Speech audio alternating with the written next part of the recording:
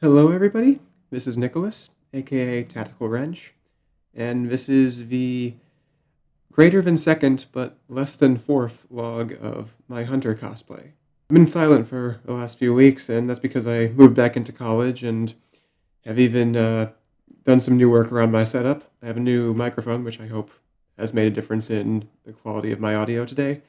And there's also been some changes, or at least some uncertainty about the costume.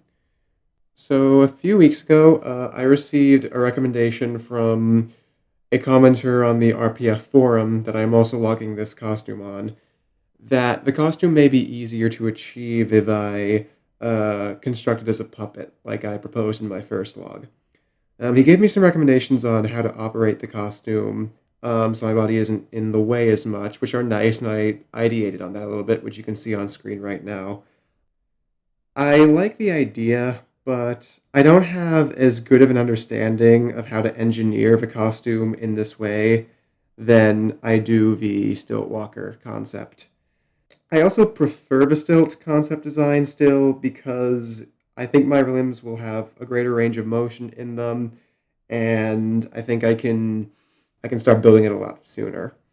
I've decided that the best way I can determine which design will work is essentially to go ahead and buy the crutches I will need and begin practicing ambulation with them.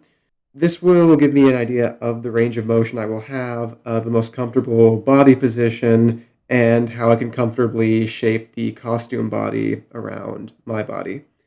However, if I find that the stilt design just isn't working, it probably means I will have to redesign the whole costume and work from there. On a positive note, as you've been seeing in the background, I've begun exploding hunter parts in Pepakura into templates that I can use to cut foam with.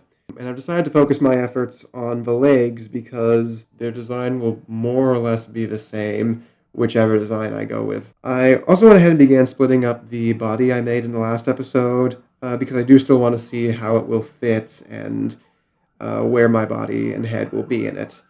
Splitting apart the models in Pepakura turned out to be a bit messier than I was expecting it to be. However, the most complex files ended up still taking an hour at most to split, which was about how long they took on the last cosplay I made, so I don't think using Pepakura will be too inefficient.